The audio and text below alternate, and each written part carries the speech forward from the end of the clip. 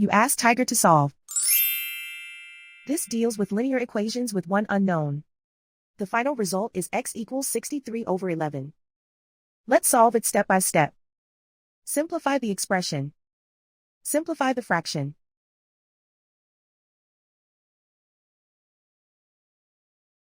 Group the coefficients. Find the lowest common denominator. Multiply the denominators. Multiply the numerators. Combine the fractions. Combine the numerators. Find the greatest common factor of the numerator and denominator.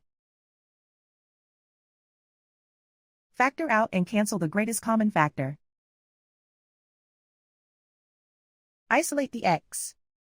Multiply both sides by inverse fraction 6/11. Group like terms. Multiply the coefficients.